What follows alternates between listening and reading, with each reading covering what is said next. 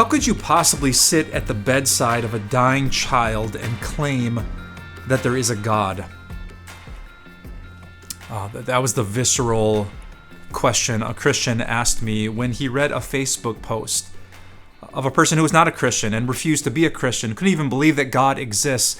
And here was his case. How could you claim in a world like this, where even little kids get sick, that people die before adulthood has come, how could you see that up close and claim that God exists? This is, as some of you have wrestled with, the problem of evil. If God is powerful and he could change it, if God is all-knowing and he knows all about it, and if God is supposedly loving, that he cares about us, how can things like this happen? Some people come to the conclusion that they can't because he doesn't. Like evil and suffering, the suffering that we see and the suffering that we experience is proof that that kind of God, all-powerful, all-knowing, and all-loving, simply does not exist. And so the Christian who read this Facebook post, who heard this unbeliever's argument, said, Pastor Mike, what would you say?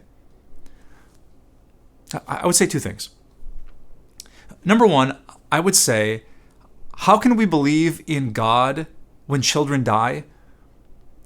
Because we have a God whose only child died. I think I would use this situation to get to the cross of Jesus as fast as I could. That we have a God who isn't just like sitting at some control booth in heaven, pulling the levers and pushing the buttons, but as Romans chapter 8 says, the God who did not spare his own son, but gave him up for us all. How will that God not also, along with Jesus, graciously give us all things? Now, a lot of people who deny the existence of God are struggling with why the world is the way it is. And I can't claim as a Christian that I have answers to all that. Why did this child die? Why did my little brother die? Why do I struggle with this? Why did you get cancer? Why did the abuse happen? Why the war? And the answer is we don't know. The thoughts of God and the plans of God are as higher than our minds that the heavens are above the earth. So I can run in circles trying to figure out why we never will. But here's what I do know. I know that the God that I worship loved me so deeply that when he should have crushed me and should have given me every form of cancer, instead he gave me his only son. In a world where people pick and choose the people that they love and they reserve their love for the people that they like, my God loved his enemies. My God loved sinners. My God loved me. My favorite verse in the Bible is Romans 5, verse 8. While we were still sinners, Christ died for us. How can I believe in God in a world that's so broken?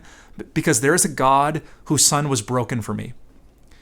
And he has won my trust. As the logic of this verse says, if this God gave him up for us all, how will that God not also give us everything that we need? That's my first answer. Does someone question the existence of God?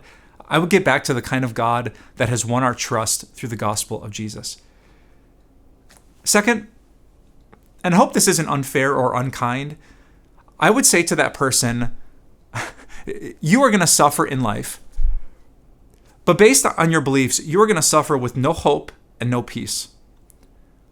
I'm going to suffer in this life, but I will suffer with the full knowledge that God knows me, that God is with me, that God can cure me, and that God will save me.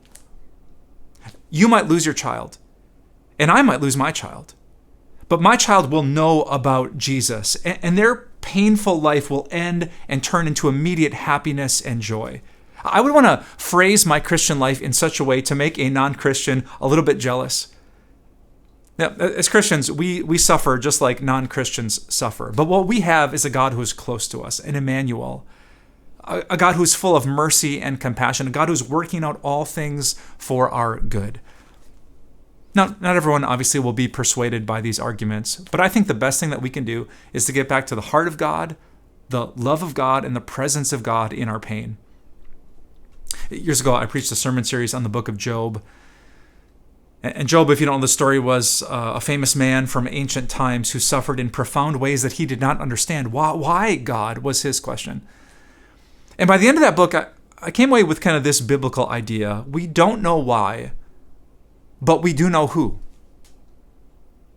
That stuck with me even all these years later. I want to share that with you today. We don't know why. Why did you suffer that way? I don't know. There's no appendix in the Bible to explain your pain. I don't know why. One day we will, but today we don't. I don't know why, but I do know who. I know who God is. He is the God of the gospel. He's the God who loved me when I didn't deserve it. He's the God who sent his son for you. He's the God who has a plan for it. He is the God who has promised to be with you through it. He's the God who one day is going to end all of your suffering and pain.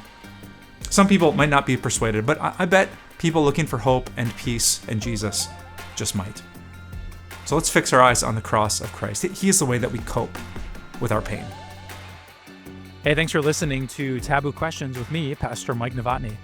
You can find even more questions on timeofgrace.org/taboo questions and in my book entitled Taboo, Topics Christians Should Be Talking About But Don't.